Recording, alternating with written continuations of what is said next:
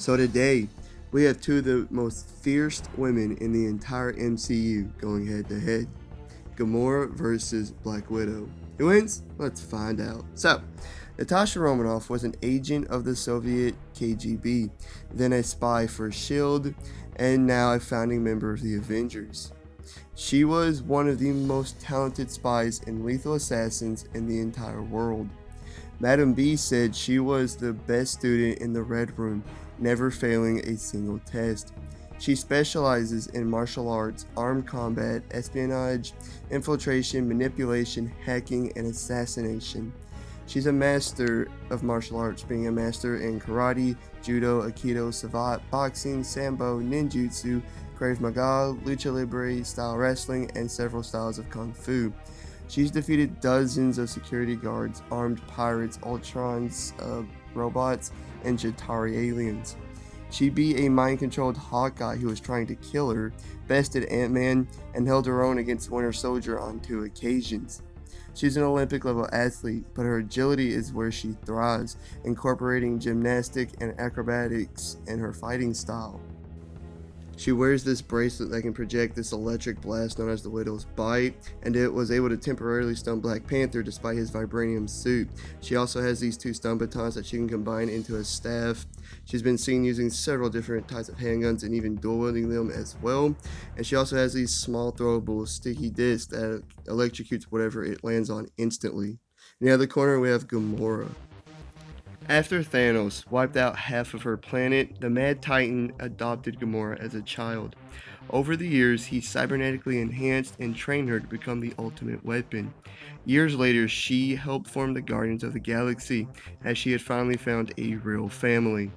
She's superhumanly strong to the point she was able to break out of Groot's branches, throw Rocket over 30 feet, knock out people with one punch, effortlessly break bones, and lift a giant cannon on her shoulder and walk around with it with little to no effort. She's fast enough to disarm two prisoners and bring a knife up to Drax's neck before Drax could even react, easily dodge blaster fire, and outpace Nebula.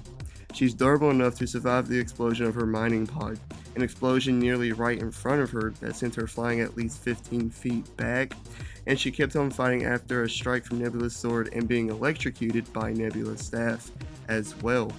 After years of extensive training from Thanos and Ronin, she's a very skilled and lethal assassin, fighter, and swordswoman. You see, while growing up, Thanos pinned her against Nebula in combat, Lord knows how many times, and Gamora won each and every time, and Nebula's a skilled and lethal fighter and cyberly enhanced even more so than Gamora is. Nebula did best her in their last fight, but that's cause Gamora saved her life and showed her compassion. She also easily bested several prisoners and thugs by herself, and her skill vastly outclassed Star-Lord's. The only weapon she carries is a retractable sword known as the Godslayer, which is tougher than a normal blade, possibly being made out of Uru like Thanos' double blade. It easily cut off Groot's arms, and later cut through the Obelisk, a big monster that was unaffected by Drax's knives, and Star-Lord's and Rocket's blasters as well. So, Gamora is obviously stronger, as she was able to lift that big arm cannon with relative ease, which is more impressive than anything Nat has ever done. But Nat is peak human, and she was able to fight against the Winter Soldier and his bionic arm, as well as Proxima Midnight, so she'll be able to hold her own. Gamora is also more durable, as for she kept on fighting after being electrocuted. As for when Nat was electrocuted, she was momentarily knocked out. But again, Nat will be able to hold her own, as she survived being shot in the shoulder and even survived a backhand from Hulk and wasn't even knocked out from it. Now, they're both really fast, but I'm actually going to give this advantage to Black Widow due to one specific feat. In Captain America Civil War, Rumlow put Nat in an armored vehicle, dropped a grenade in there, and locked her inside it. She knocked out the two armed guards and used one to shield her from the explosion before the grenade could explode, meaning she'd done all of this in just a few seconds. That's crazy fast, and Gamora has done nothing to compete against that. But overall, Gamora is physically superior. So, What about skill? Well, that's a very difficult to say. They've both been extensively trained since a very young age. Gamora's bested Nebula every single time while they were with Thanos, and Nebula is a skilled and lethal fighter, and even has more cybernetic enhancements than Gamora does. And it's not like Nebula wasn't giving it her all, they both was, because they knew if they lost, Thanos was going to put them through a very painful process of replacing a body part with machinery. This means Gamora's best always better than Nebula's best. Gamora has also easily taken down prison guards and thugs, and she's showed to be much more skilled of a fighter than Star-Lord. But Black Widow has taken down a large group of people before Happy could best one guy, beat a brainwashed Hawkeye who was trying to kill her, defeated several Jatari, Black Order, and Ultron's robots, and held her own against Proxima Midnight and Winter Soldier on 2 occasions.